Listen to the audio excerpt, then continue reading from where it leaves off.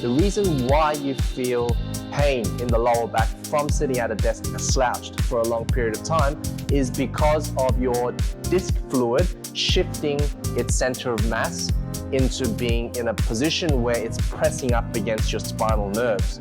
You can imagine that's not going to feel very nice. Action. All right. Welcome, guys. Thank you for joining me for another episode of GPSM's Nerd TV Corner. We're going to try and talk about the lower back pain and how we can help you try and reduce the pain sensation in the lower back from having sat at a desk for extended periods of time. The reason why you feel pain in the lower back from sitting at a desk slouched for a long period of time is because of your disc fluid shifting its center of mass into being in a position where it's pressing up against your spinal nerves.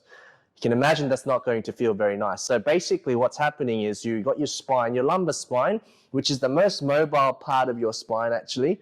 It's capable of extension and flexion. And you can guess what's going to happen when you sit at a desk for too long. You're going to be in flexion for a period of time.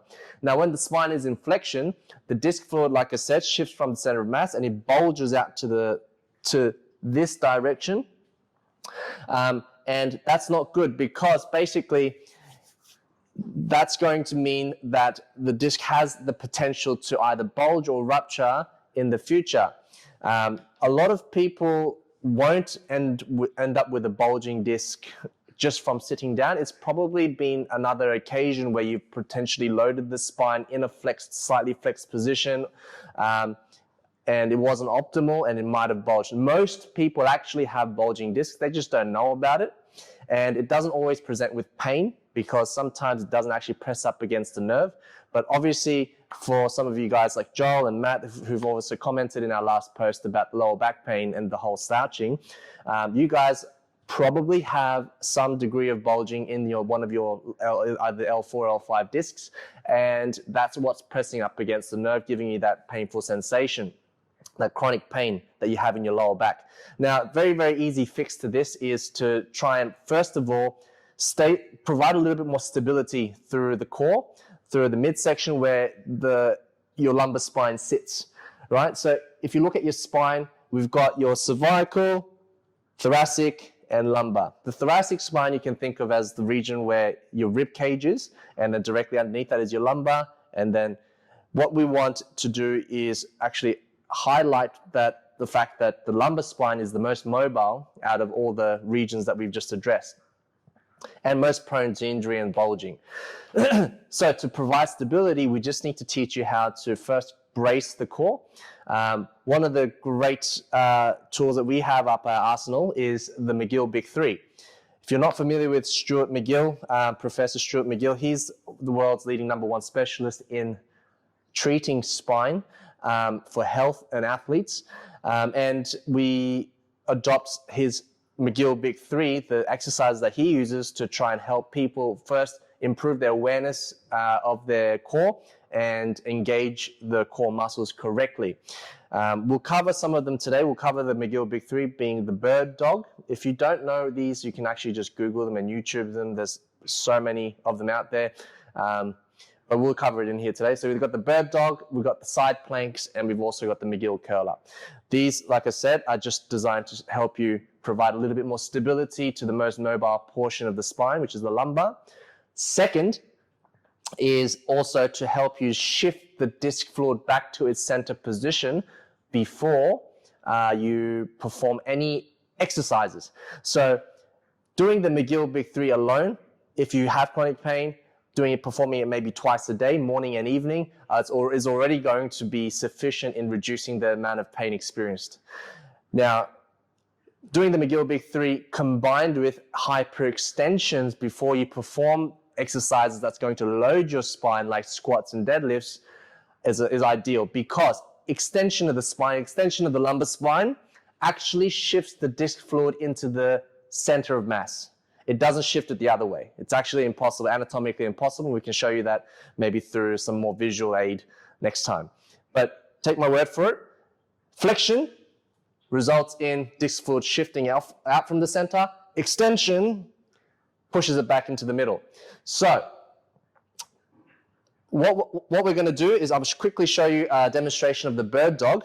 The bird dog is where we go on all fours, on our knees and hands, and we are simply going to try and extend one arm as far forward as possible and the opposite leg as far back as possible. Here we're trying to minimize rotation. We're not trying to rock back and forth, but rather hold that position for about 5 seconds, come back down, and the other arm.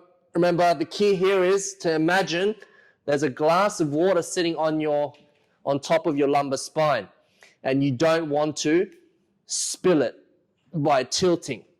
Okay? Now, that's the bird dog. We'll perform that 5 times with a 5-second hold each side. Once you've completed that, you're going to move on to a side plank variation. It's very simple. Feet on top of each other. We're just going to lift the hip off the floor and hold that position. I want you to try and tuck your bum so we're not bent at the hip like this. Full extension, hold, 20 seconds. Do the other side, 20 seconds.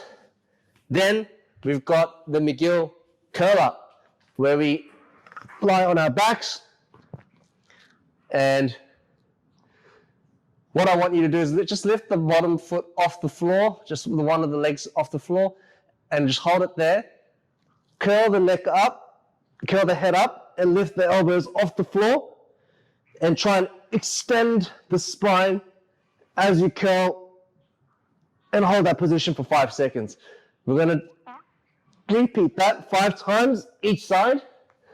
And as you can see, if you're doing it correctly, you should be struggling for breath. You should be holding your breath actually throughout the entire movement, so that you're correctly engaging what we're trying to do, which is bracing through the midsection.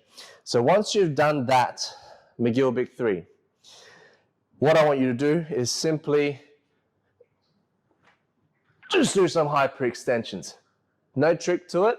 We're just going to lean back and hyperextend 10 times.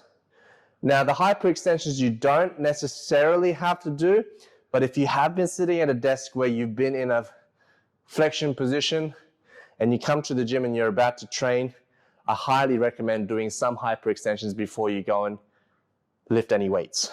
Now, that alone, do that twice a day and before training, and you'll find your lower back pain will significantly improve. And let me know how you go, actually, because I want to see whether this actually has helped. There's actually other causes to the lower back pain from a lot of other different cases. This is very specific to that of someone sitting at a chair or at a desk for extended periods of time.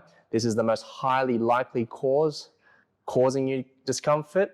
I'm not saying that sitting at a chair slouching is necessarily going to always end up with this kind of pain and issue, but if it is bothering you, this is probably the best way to try and address it. Thank you for listening.